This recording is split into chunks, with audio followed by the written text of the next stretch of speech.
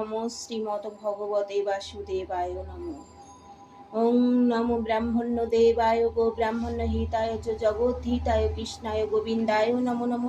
হে কৃষ্ণ করুণা সিন্ধু দীনবন্ধু জগৎপতে গোপীশ গোপিকা কান্ত রাধাকান্ত নমস্তুতে। পাপহং পাপকর্মহং পাপাত্মা পাপ সম্ভব ত্রাহি মাং পুণ্ডরীকাক্ষ সর্ব পাপ হর হরি। নমঃ শ্রী হরি, নমঃ শ্রী হরি, নমঃ শ্রী হরি। শ্রীমদ্ ভগবদ গীতার বিষাদ যোগের ৩৯ নম্বর শ্লোকের অনুবাদ এবং তাৎপর্য।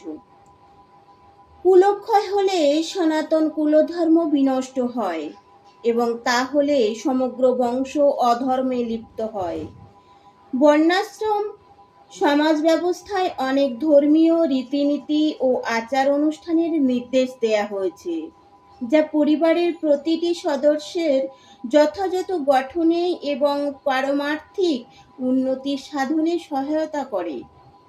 পরিবারের প্রবীণ সদস্যরা পরিবারভুক্ত অন্য সকলের জন্ম থেকে আরম্ভ করে মৃত্যু পর্যন্ত এই ধরনের শুদ্ধিকরণ সংস্কারের দায়িত্ব পালন করে থাকেন।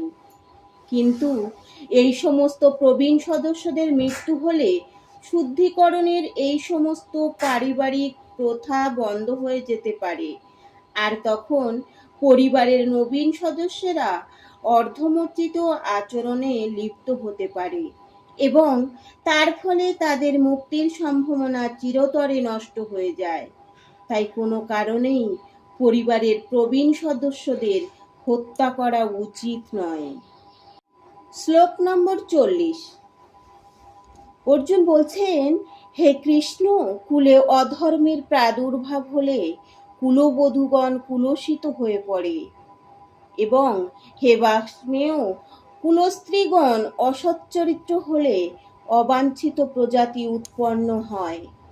এর তাৎপর্য হলো, মানব সমাজে ভালো জনগণই হচ্ছে জীবনের শান্তি, সমৃদ্ধি এবং পারমার্থিক প্রগতির মূল ভিত্তি।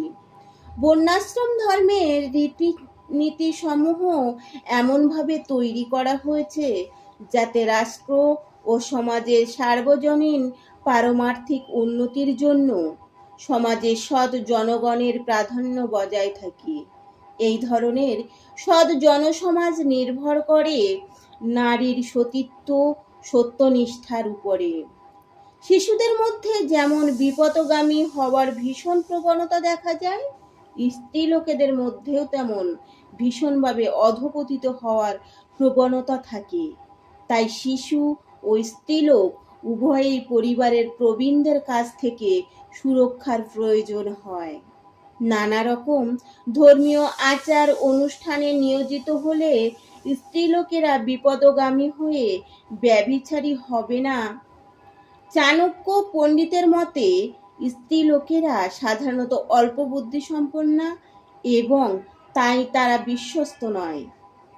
তাই তাদের নানা রকম পারিবারিক ঐতিহ্যবাহী ধর্মানুষ্ঠানে সবসময় নিয়োজিত রাখা উচিত, আর তার ফলে তাদের সতীত্ব ও ভক্তি বর্ণাশ্রম পন্থায় অংশগ্রহণের যোগ্য সৎ মানুষের জন্মদান করবে। বর্ণাশ্রম ধর্ম ব্যর্থ হলে স্বভাবত স্ত্রীলোকেরা অবাধে পুরুষদের সঙ্গে মেলামেশা করার জন্য সুযোগ পেয়ে যায়, আর এভাবে তারা অবাঞ্ছিত সন্তানাদির জন্মের ঝুঁকিপ্রবণ ব্যভিচারে লিপ্ত হয়। দায়িত্ব জ্ঞানহীন পুরুষদের জন্যেও সমাজে ব্যভিচার প্রকট হলে যুদ্ধ ও মহামারীর ঝুঁকিপূর্ণ অবাঞ্ছিত মানুষে সমাজ ছেয়ে যায়। শ্লোক নম্বর 41 অনুবাদ। বর্ণসংকর উৎপাদন বৃদ্ধি হলে কুল ও কুলঘাতকেরা নরকগামী হয়। সেই কুলে পিণ্ডদান ও তর্পণ লোপ পাওয়ার ফলে তাদের পিতৃপুরুষেরাও নরকে অধঃপতিত হয়।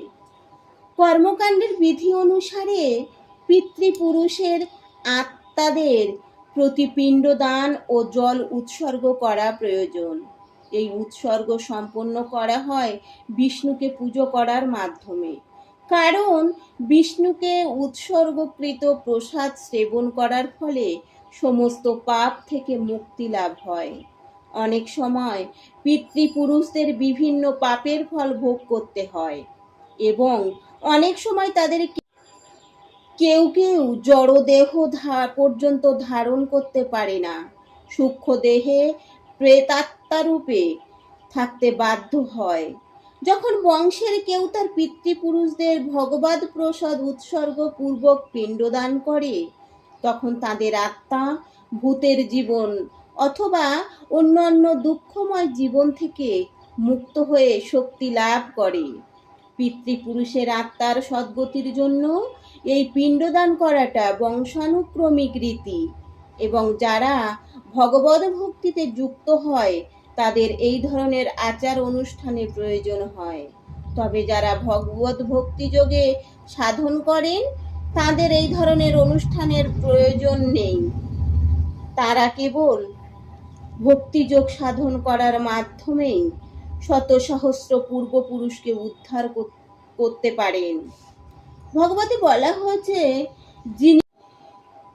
যিনি সব রকম কর্তব্য পরিত্যাগ করে মুক্তিদানকারী মুকুন্দের চরণকমলে শরণ নিয়েছেন এবং ঐকান্তিকভাবে পন্থাটি অবলম্বন করেছেন, তার আর দেবদেবী, মুনি ঋষি, পরিবার পরিজন, মানব সমাজ ও পিতৃপুরুষের প্রতি কোনো কর্তব্য থাকে না। পরমেশ্বর ভগবানের সেবা করার ফলে এই ধরনের কর্তব্যগুলি স্বাভাবিকভাবে সম্পাদিত হয়ে যায়। শ্লোক নম্বর 42। যারা কুকর্মের মাধ্যমে বংশের ঐতিহ্য নষ্ট করে এবং তার ফলে অবাঞ্ছিত সন্তানাদি সৃষ্টি করে, তাদের সেই দোষের ফলে সর্বপ্রকার জাতি, ধর্ম এবং কুলধর্ম বিনাশ প্রাপ্ত হয়। এর তাৎপর্য, সনাতন ধর্ম বা বর্ণাশ্রম ধর্মের মাধ্যমে সমাজ ব্যবস্থায় যে 4টি বর্ণের উদ্ভব হয়েছে তার মূল উদ্দেশ্য মানুষকে জীবনের চরম লক্ষ্য ও মুক্তি লাভে সক্ষম করে তোলা। তাই সমাজের দায়িত্ব জ্ঞানহীন নেতাদের জন্য সনাতন ধর্মের ধারা ব্যাহত হয়, তবে সমাজে বিশৃঙ্খলা দেখা দেয় এবং ক্রমে ক্রমে মানুষ তাদের জীবনের চরম লক্ষ্য বিষ্ণুকে ভুলে যায়। এই ধরনের মানুষকে বলা হয় অন্ধ। যারা তাদের অনুসরণ করে তারা অবধারিতভাবে চরম বিশৃঙ্খলতার মধ্যে পতিত হয়।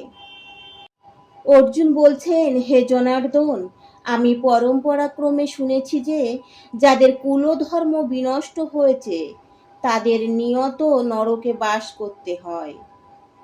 অর্জুনের সমস্ত যুক্তিতর্ক তার নিজের অভিজ্ঞতার উপর প্রতিষ্ঠিত নয়। পক্ষান্তরে তিনি সাধু সন্ত আদি মহাজনদের কাছ থেকে আরোহণ করা জ্ঞানের ভিত্তিতে এই সমস্ত যুক্তির অবতারণা করেছিলেন। সেটি প্রকৃত জ্ঞান লাভের পন্থা।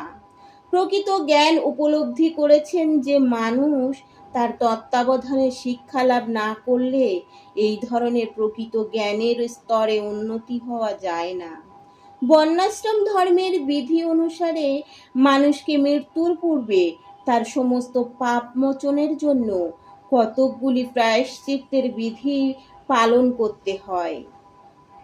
যে সব সময় পাপ কার্যে লিপ্ত থাকে এবং পাপ কার্যে লিপ্ত থেকে জীবন অতিবাহিত করে, তার জন্য এই বিধি অনুসরণ করে প্রায়শ্চিত্ত করাটা অবশ্য কর্তব্য। প্রায়শ্চিত্ত না করলে তার পাপের ফলস্বরূপ মানুষ নরকে পতিত হয়, নানা রকম দুঃখ কষ্ট ভোগ করে। শ্লোক নম্বর 44। হায়, কি আশ্চর্যের বিষয় যে আমরা রাজ্য সুখের লোভে স্বজনদের হত্যা করতে উদ্যত হয়ে মহা পাপ কর্মে সংকল্পবদ্ধ হয়েছি। স্বার্থ সিদ্ধির জন্য মানুষকে ভ্রাতা, মাতা বা পিতাকে হত্যা করতে দেখা যায়। পৃথিবীর ইতিহাসে এর অনেক নজির আছে, কিন্তু ভগবদ ভক্ত অর্জুন সদা সর্বদা নৈতিক কর্তব্য অকর্তব্যের বিষয়ে সচেতন। তাই তিনি এই ধরনের কার্যকলাপ থেকে বিরত থাকাই শ্রেয় বলে মনে করেছেন।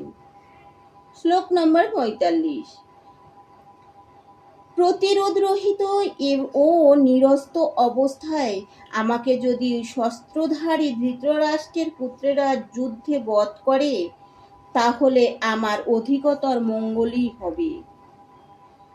ক্ষত্রিয় রণনীতি অনুসারে নিয়ম হলো, শত্রু যদি নিরস্ত হয় বা যুদ্ধে অনিচ্ছুক হয় তবে তাকে আক্রমণ করা যাবে না। কিন্তু অর্জুন স্থির করলেন যে এই রকম বিপজ্জনক অবস্থায় তার শত্রুরা যদি তাকে আক্রমণও করে তবুও তিনি যুদ্ধ করবেন না। তিনি বিবেচনা করলেন যে শত্রুপক্ষ যুদ্ধ করতে কতটা আগ্রহী ছিল। অর্জুনের এই ধরনের আচরণ ভগবদ ভক্ত উচিত কমল হৃদয় বৃত্তির পরিচায়ক। সঞ্জয় উবাচ। শ্লোক নম্বর 46। সঞ্জয় বললেন, রণক্ষেত্রে এই কথা বলে অর্জুন তার ধনুর্বাণ ত্যাগ করে শোকে ভারাক্রান্ত চিত্তে রথপুরী উপবেশন করলেন। এর তাৎপর্য, শত্রু সৈন্যকে নিরীক্ষণ করতে অর্জুন রথের উপর দাঁড়িয়েছিলেন, কিন্তু তিনি শোকে এতই মুহ্যমান হয়ে পড়েছিলেন যে তার ধনুক পরিত্যাগ করে তিনি রথের উপর বসে পড়লেন। এই ধরনের দয়ালু ও কমল হৃদয় বৃত্তি সম্পন্ন ভগবত ভক্তই আত্মতত্ত্ব জ্ঞান লাভ করার যোগ্য। হরে কৃষ্ণ।